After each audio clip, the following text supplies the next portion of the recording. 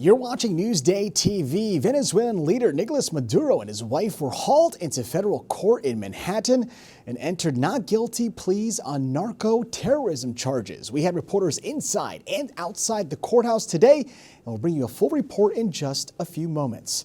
Thanks for watching. I'm Ken Buffa. Today, Congressman Tom Suozzi was at the Central Islip Courthouse to inspect rooms where ICE holds its detainees. This after Newsday reported on the unsanitary conditions in those holding rooms. The Democrat got a first-hand look for about 45 minutes and says ICE was very cooperative. Detainees say they've spent prolonged periods of time in cramped spaces meant to hold single people for short periods of time. I read the judge's opinion, I read the Newsday reporting, and was very concerned. While I was in there right now, there was nobody in the holding facilities.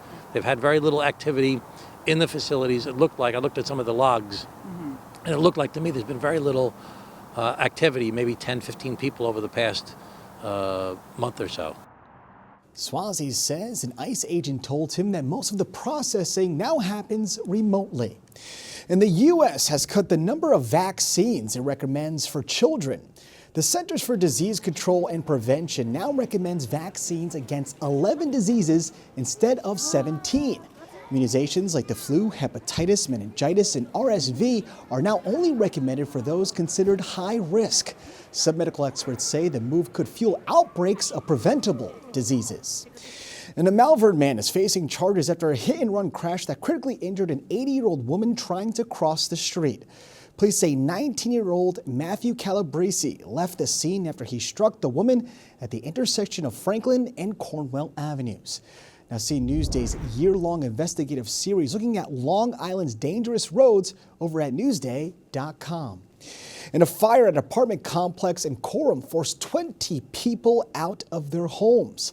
Flames were seen ripping through the Townhouse Drive apartments around 9:30 Sunday night.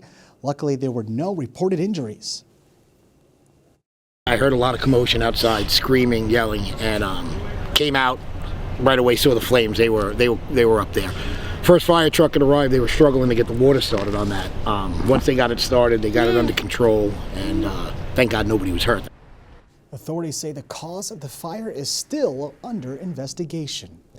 All right, let's take a quick look at tomorrow's weather. It was a bit chilly today, and I did think I saw some flakes. You can see tomorrow we'll have some cloudy skies, temps in the 40s. Of course, we'll have that 7-day forecast for you later in the broadcast.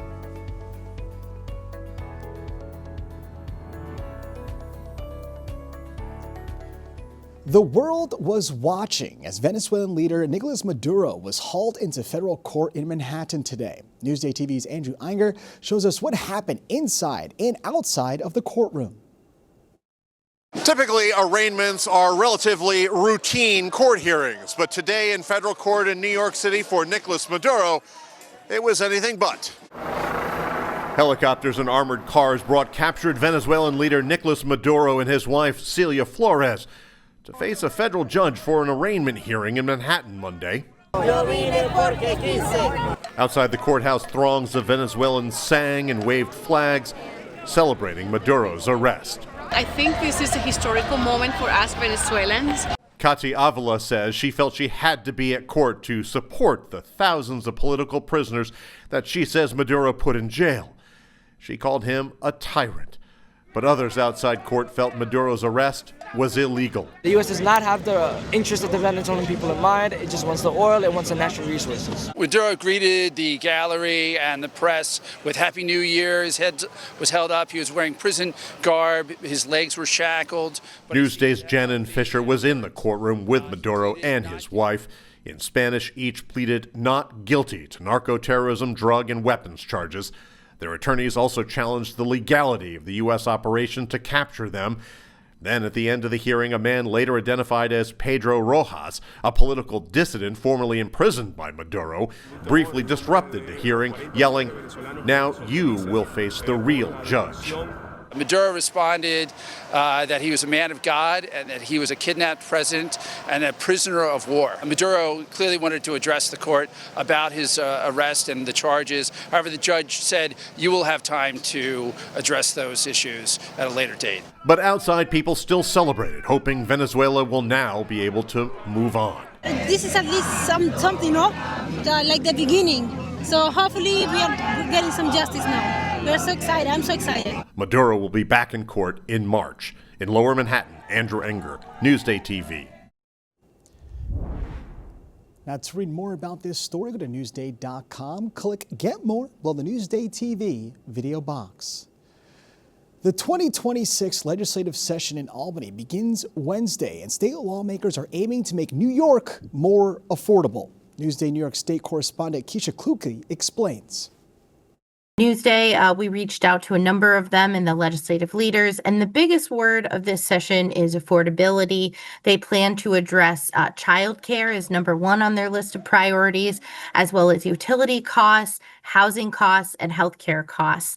Now, there is a little bit of a budget deficit, so they'll have to try to balance having these priorities that will cost money with keeping the budget in line and not trying to raise taxes. One of the main reasons they will likely not be raising taxes is because it is an election year. Now, to read more about this story, go to Newsday.com. Click Get More below the Newsday TV video box. There's a place on the island where you can get an up-close look at the wonders of the night sky. Let's head out east with Doug Geed.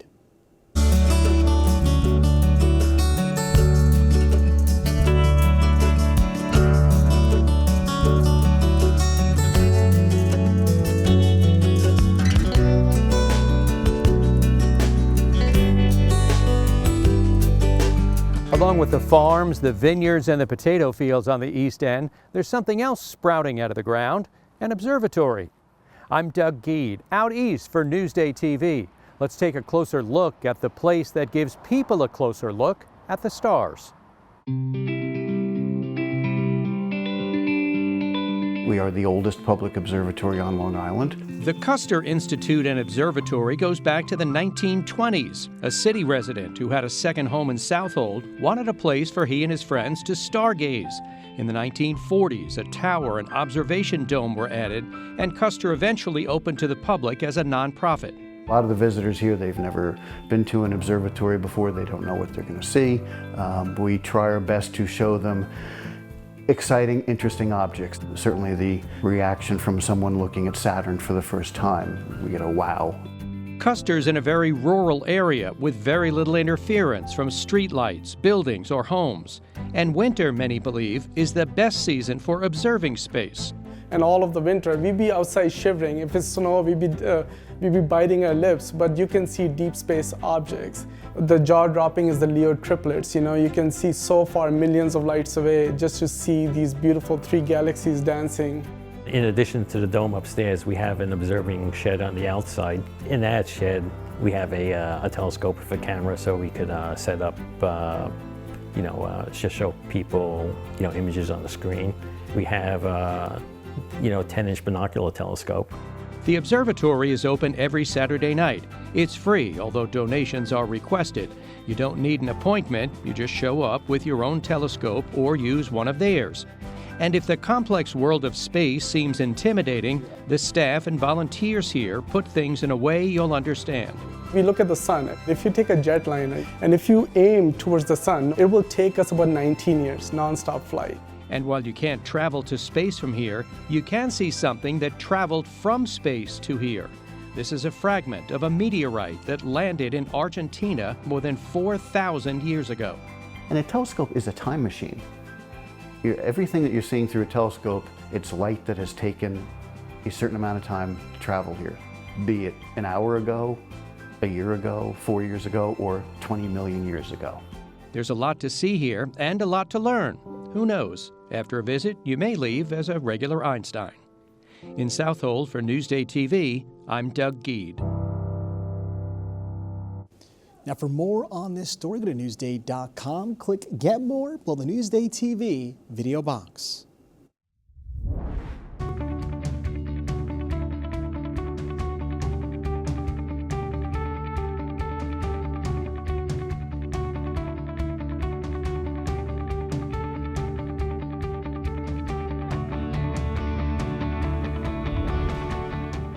Let's take a closer look at your 7-day forecast to see if we have any warmer days heading our way. And it looks like we do. Check out Friday. Although it's raining, we'll be in 49-degree weather. As you can see, it's going to be dry until we reach the weekend. Unfortunately, Sunday, it looks like it's dry, but 40s throughout the week.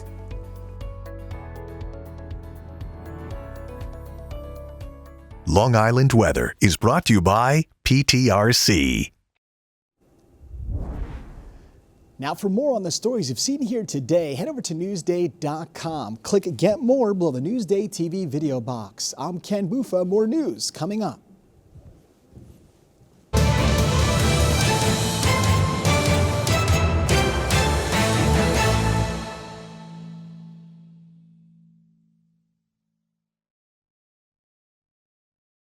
Only in Newsday, one girl's harrowing story reveals some of Long Island's darkest secrets. Newsday investigates the alleged web of crime around a missing teen. You're vulnerable because of your age, period. A complex story of drug abuse and sex trafficking that led to 23 arrests. It's not the only case like this. And a system unable to help the most vulnerable. Any family can be at risk. Unprotected, an exclusive Newsday investigation. Now available at Newsday.com/unprotected.